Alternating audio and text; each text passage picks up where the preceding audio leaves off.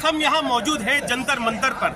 आज जहाँ पर जो है कई पार्टियों का यहाँ पे हमारे जो पार्टी है हमारी आज़ाद समाज पार्टी के लोग यहाँ पर मौजूद हैं और जो यहाँ आज जो धरना दे रहे हैं वो धरने का मकसद है हज़रत मुस्तफ़ा सल्लल्लाहु अलैहि वसल्लम की शान में गुस्ताखी करना और जो दूसरे दिल्ली वक्फ बोर्ड के अंदर जो प्रॉब्लम आ रही है, जो उसके अंदर चेंज किया जा रहा है उसको कानून को, उसके अगेंस्ट जो है यहाँ पर आज इस पे धरना दिया जा रहा है। इस टाइम जंतर मंतर पर मौजूद है और हमारे साथ है भीखू राम जैन सीनियर लीडर। आप जी आप बताइए,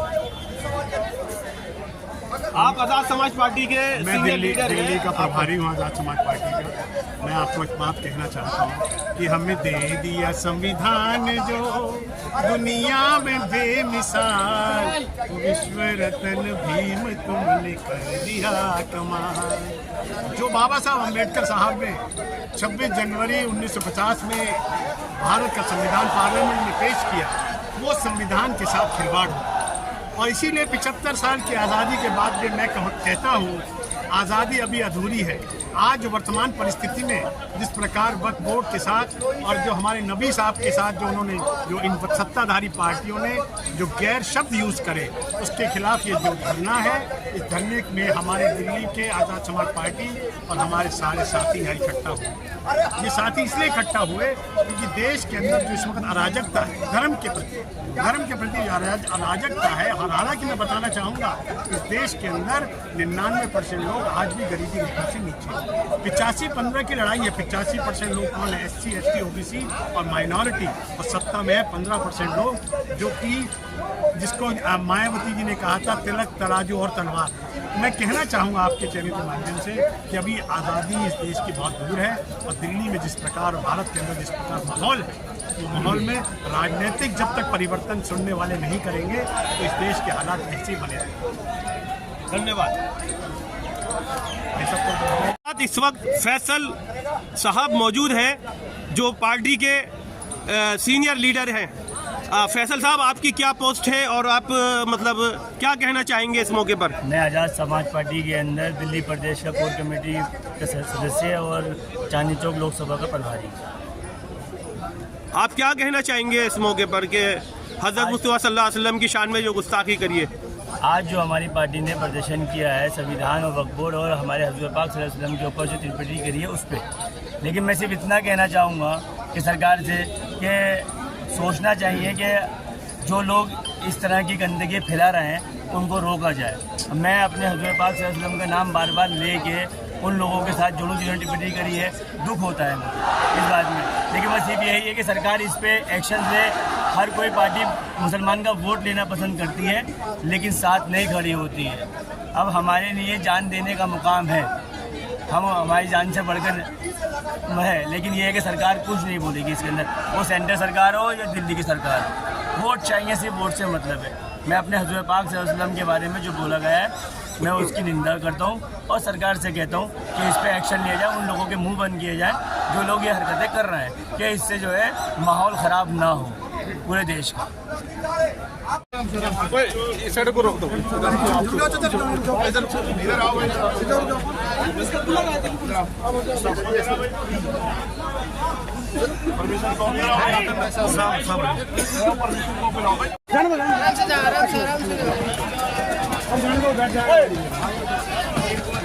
गिराना मत, अरे सब गिराओ मुझे ना, आराम से जाओ, आराम से जाओ।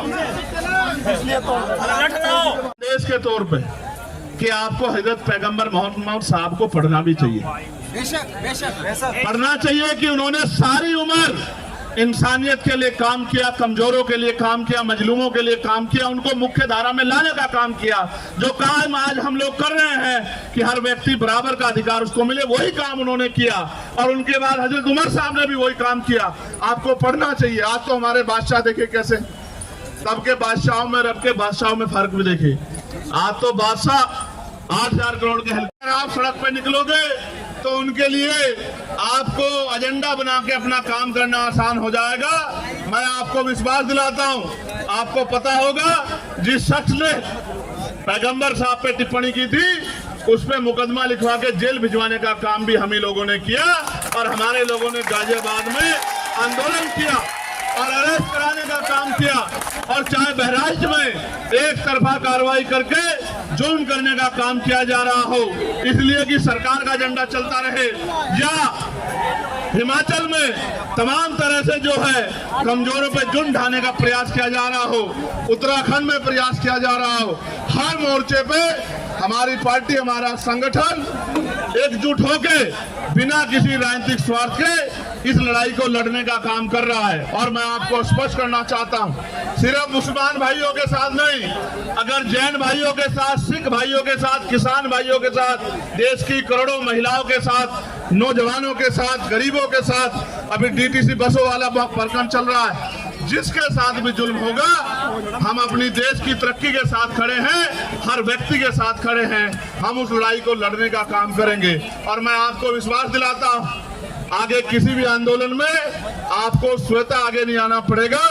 जब जब कोई जुल्म होगा हम लोग उस लड़ाई को लड़ने का काम करेंगे। और याद रखना, ये जो आरएसएस के लोग हर जाति धर्म के लोगों में घुस गए, इनके विचार को मानने वाले लोग हर जाति में हैं, हर धर्म में हैं, इनसे भी हमें सावधान रहना पड़ेगा, क्योंकि जब हम इनकी बातों में आते हैं तो फिर जो है इनके मोहरे जो है हमारे लोगों को परेशान करने का काम करते हैं, सरकार के एजेंट बनने का काम करते हैं। इन एजेंटों से भी हमें सावधान रहने की जरूरत है और मिलकर इस लड़ाई को, ना कोई एक जाति ना धर्म, पूरे देश की लड़ाई है या नहीं, ये बताओ। अगर किसी पे भी जुल्म होता है तो पूरे देश को इकट्ठा खड़ा होना चाहिए, नहीं होना चाहिए? अगर किसी को सताया जाता है तो सबको उसकी आवाज उठाई जानी चाहिए, नहीं जानी चाहिए?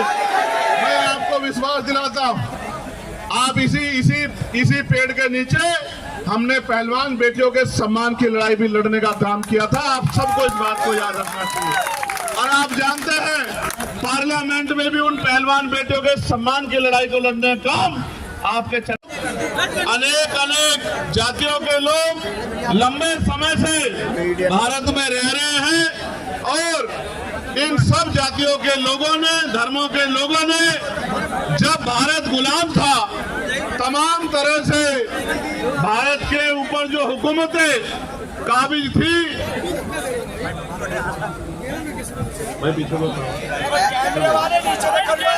जो हुकूमतें काबिज थी, यानी कि अंग्रेजों की सरकारें, उनके खिलाफ मिलकर लड़ाई लड़ी थी। और लड़ाई भी ऐसी नहीं लड़ी कि थाली में सजा के आजादी मिली हो, लड़ाई भी इस तरह लड़ी कि जाने कुर्बान करनी पड़ी। बहुत सारे बड़े पैमाने पे हर सभी धर्मों के लोगों ने बलिदान दिए, तब जाके देश आजाद हुआ। और आज जब देश को आजाद हुए 75 साल से ज्यादा हो गए हैं, तो जानबूझ के, चाहे मुसलमान हो, चाहे सिख हो, चाहे क्रिश्चियन हो, चाहे बौद्ध हो, चाहे जैन हो, या कई जगह पर अन्य धर्मों के खिलाफ भी तमाम तरह से उनको उकसाने, डराने, दबाने और उनको अकेला महसूस कराने का जो ये षड्यंत्र किया जा रहा है, इसके खिलाफ हम, हमारा संगठन, हमारी पार्टी पूर्ण रूप से हर कमजोर के, हर गरीब के, हर मजलूम के साथ खड़े हैं। और जब तक ये गैर बराबरी पर आधारित व्यवस्था जो लोगों को डराने, दबाने, सताने का काम करेगी, हम अपने भाइयों का हाथ नहीं छोड़ने वाले। और मैं ये भी कहना चाहता हूँ अपने भाइयों से भी, आज का कार्यक्रम जब वो रख रहे थे तो मैंने उनसे कहा कि जब आप कार्यक्रम करने जाएंगे तो आपके ऊपर झूठे मुकदमे लगा के जैसे आप सड़क पे आओगे आपको डराने का काम किया जाएगा। इसलिए इस काम की जिम्मेदारी जिन लोगों को, जो सबको अपना भाई बना के एकजुट होकर चलना चाहते हैं, उन भीम आर्मी आजाद समाज पार्टी के लोगों को अपने हाथों में उठानी चाहिए। क्योंकि जब आप वोट मांगने जाते हो तब तो आप सबसे वोट मांगते हो, बड़े बड़े वादे करते हो, और जब चुनाव निकल जाता है और गरीबों पे, कमजोरों पे जुल्म होता है, तो सारी पार्टियों की तरह आप भी इंतजार मत करो कि वो सड़क पे निकल के जिस तरह से जानबूझ के टारगेट करके मुसलमानों के खिलाफ हिंसा का और ये धर्म के आधार पे जो है अपमान करने का काम किया जा रहा है। जो हमने उनको अपनाया और उनको सम्मान फर्स्ट प्रायोरिटी पे दिया गया, ये तो उन्हें पता ही नहीं। अगर वो हमारे से बात करें बैठ के तो उनको सब कुछ बताया। फिर वक्फ का क्यों, आप वक्फ अमेंडमेंट की खिलाफत क्यों कर रहे हैं? नहीं, उसमें कुछ चीज़ें ऐसी हैं जो एक समुदाय के खिलाफ जा रही है।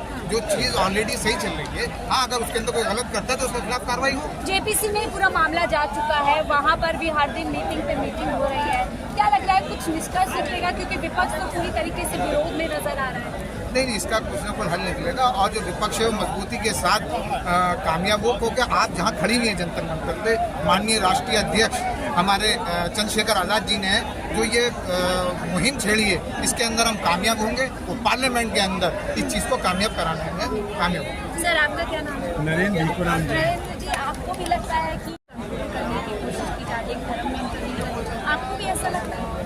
शायद आपको ज्ञान हो, इस देश की 75 साल की आज़ादी झूठी है। झूठी क्यों है? क्योंकि जब तक इस देश के संविधान को, जिस संविधान के लिए हमारे बुजुर्गों ने आहुतियाँ दी, जानें दी, शहादतें दी, उस संविधान को लागू करने में आज भी कमी है।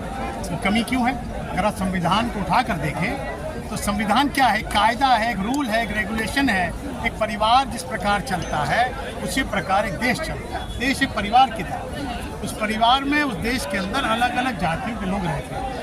आज सत्ताधारी पार्टी ने एक अमुक जो मामला है, चाहे वो वक्फ बोर्ड का हो, चाहे जैन मंदिरों का हो, चाहे क्रिश्चियंस के चर्चों का हो, इस तरह के मामले रोज़ अखबारों में, रोज़ सुर्खियों में आते हैं। ये क्यों आते हैं? ये इसलिए आते हैं कि सत्ताधारी पार्टी इस बात से शायद अनभिज्ञ है कि इस देश में और जातियों के लोग भी रहते हैं। भारत केवल एक किसी अमुक जाति का देश नहीं है। भारत एक मल्टी रिलीजन देश है जिसमें हिंदू भी हैं, जैन भी हैं, मुसलमान भी हैं, सिख भी हैं, ईसाई भी हैं, क्रिश्चियन वगैरह। तो मैं समझता हूँ कोई भी आप ऐसा कानून जो लाते हैं वो कानून सबकी राय से होना चाहिए, ना कि एक डिक्टेटरशिप के आधार पर होना चाहिए। तो सबकी राय तो ली जा रही है, जेपीसी का गठन कर दिया गया है, तमाम उसमें विपक्षी दल, एक चर्चा हो रही है और चर्चा में कई बिंदु अच्छे तो हैं। महिलाओं को भागीदारी दी जा रही है, गैर मुसलमानों को भागीदारी दी जा रही है। जी, जो आपने चर्चा की जेपीसी, और जेपीसी आप अपने कमरे में बैठ के करिए, लेकिन सवाल क्या है? आवाम क्या कहती है? आवाम क्या कहती है? ये सवाल बहुत ज़रूरी है। अगर आवाम सिर्फ वोट डालने के बाद आवाम का रोल खत्म हो जाए तो फिर आवाम की ज़रूरत ही ना है, तो इलेक्ट्रॉनिक वोट हो गया, 5 साल के बाद आप अपना हुकूमत करो। तो ये जब तक आप डेमोक्रेसी को आवाम के आधार पर नहीं चलाएंगे, इस देश के अंदर 75 साल में, मैं तो कहता हूँ आज़ादी अभी अधूरी है। आज़ादी अभी अधूरी।